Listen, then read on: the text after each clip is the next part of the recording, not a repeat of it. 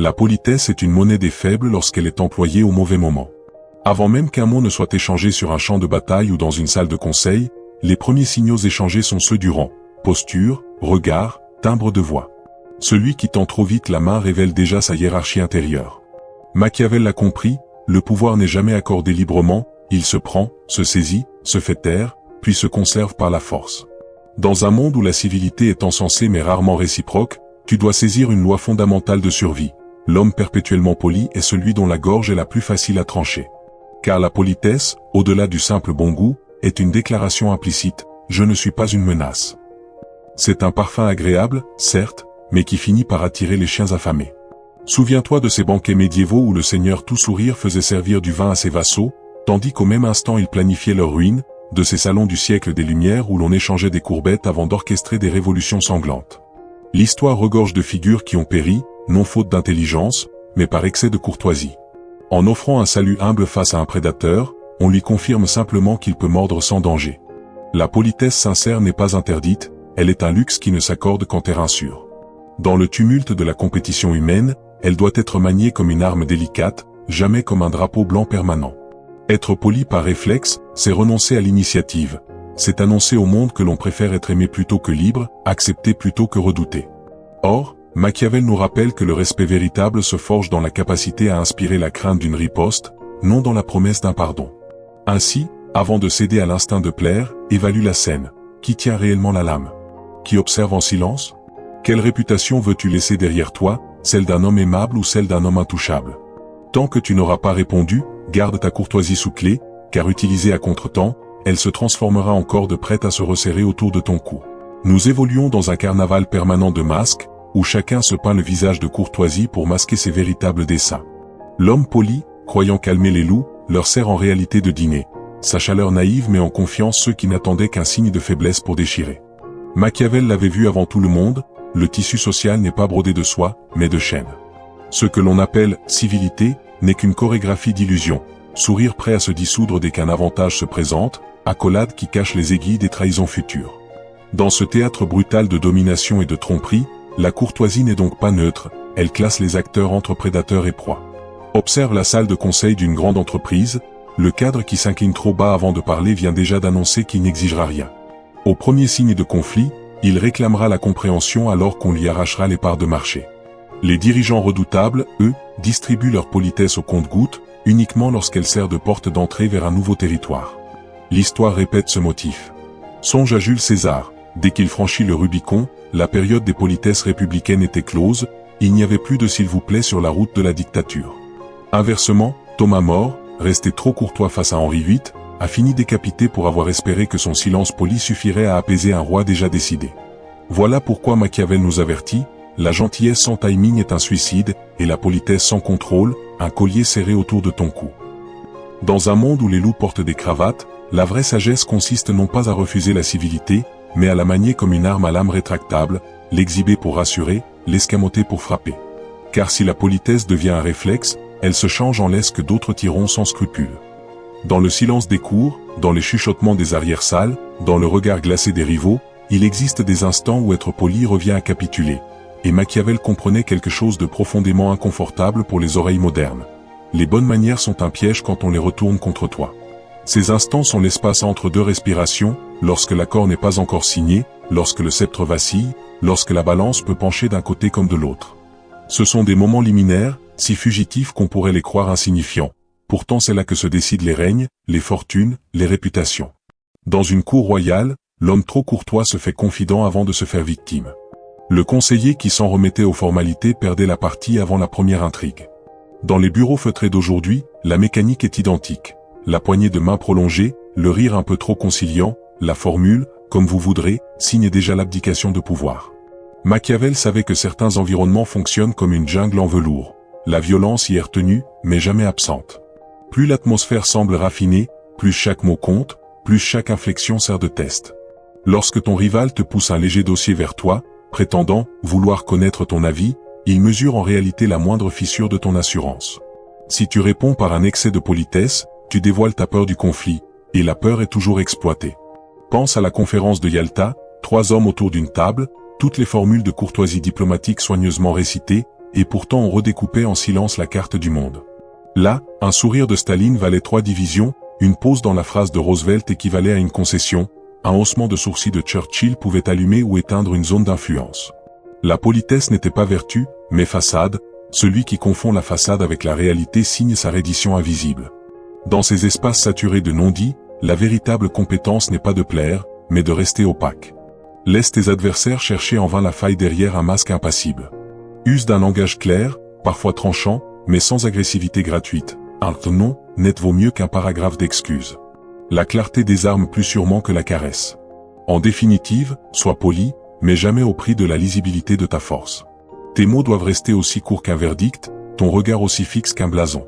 Car dans ces interstices de pouvoir, le monde appartient non à celui qui parle le plus doucement, mais à celui dont la présence fait réfléchir avant d'attaquer.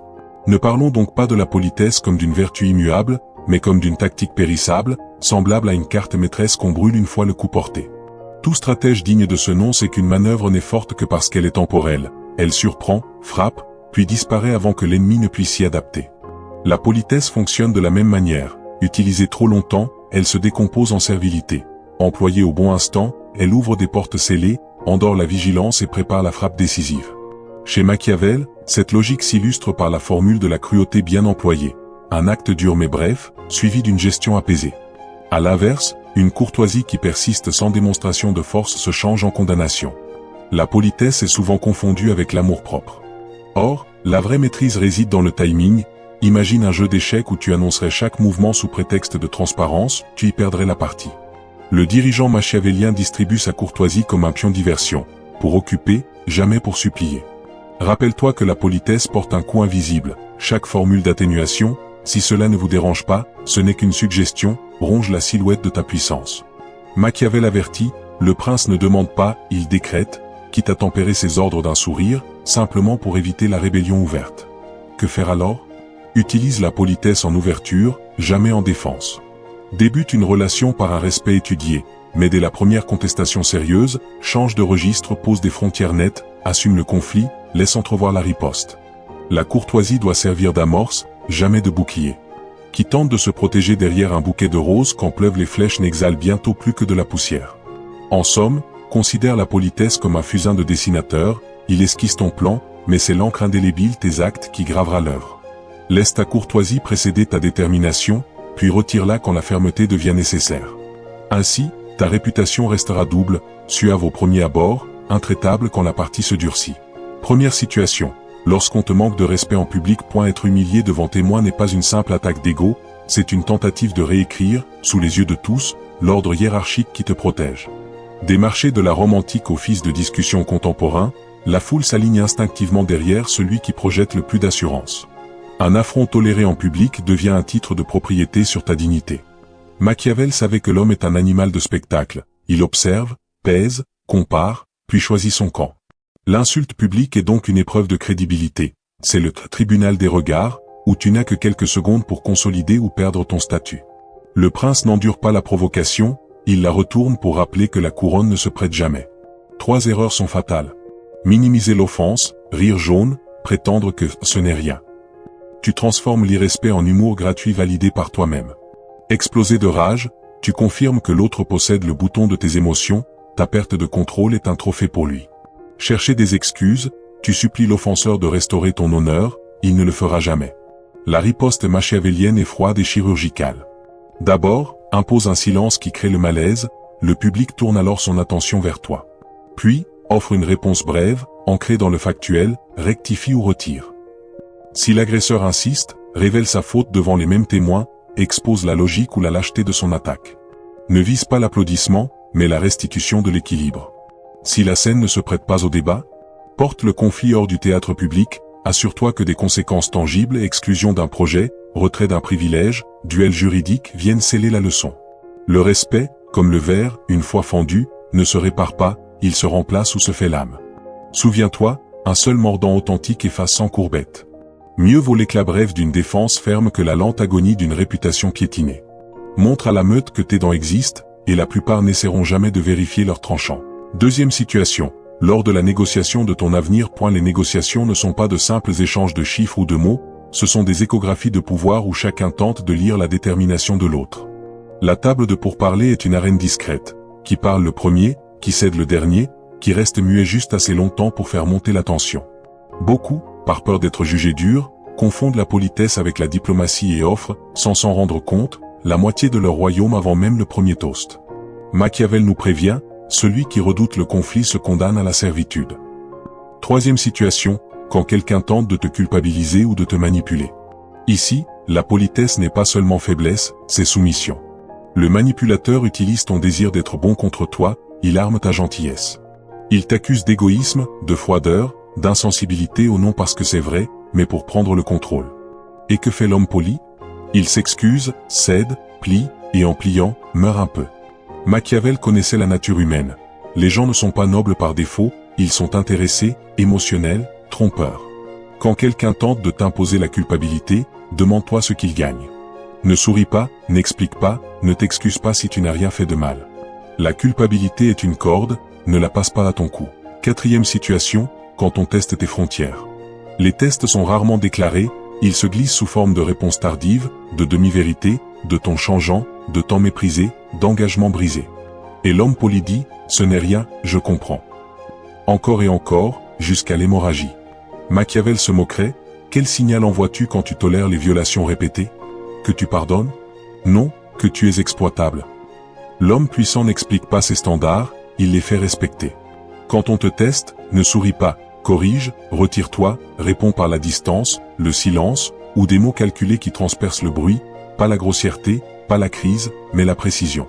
Cinquième situation, quand ta gentillesse est prise pour de la soumission. C'est le moment où le serpent rampe le plus près, il sourit à ta générosité tout en aiguisant son couteau, il rit de ta douceur tout en préparant ton exploitation, le monde commence à penser que tu es trop inoffensif pour être une menace. Là, Machiavel exige le coup, non par malice, mais par lucidité. Car une fois ta bonté confondue avec de la faiblesse, la porte est ouverte à ta chute. Retire alors ton sourire, enlève le masque, laisse la lumière froide de ton respect de soi briller. Nul besoin de crier ni de jurer, seulement d'affirmer, sans émotion, par une présence inébranlable. Machiavel ne haïssait pas la bonté, il savait qu'elle doit s'employer comme le sel, parcimonieusement, stratégiquement, jamais gaspillée sur l'indigne. Il enseignait que la clémence sans force invite la trahison, que l'amour sans respect invite l'exploitation, que la politesse surutilisée devient une muselière. Apprends à manier la politesse comme une épée, non comme une chaîne, un outil de diplomatie, pas un réflexe. Le pouvoir ne se conquiert pas par des sourires, mais par la présence, le silence calculé, le refus de se diminuer. Le monde n'est pas tendre, beaucoup se disent touchés par les bonnes manières, mais ils sont bien plus émus par la force. La chose la plus bienveillante que tu puisses faire pour toi-même est de cesser d'être bienveillant envers ceux qui prennent ta grâce pour une permission. Souviens-toi donc, ne sois jamais poli quand on te manque de respect. Ne sois jamais poli quand tu négocies ton avenir. Ne sois jamais poli quand quelqu'un essaie de te manipuler. Ne sois jamais poli quand on teste tes frontières. Ne sois jamais poli quand ta gentillesse est prise pour de la soumission. Qu'il te traite de rude, de dur, de froid, le monde critique toujours ce qu'il ne peut contrôler. Un jour, pourtant, il te nommera autrement, intouchable.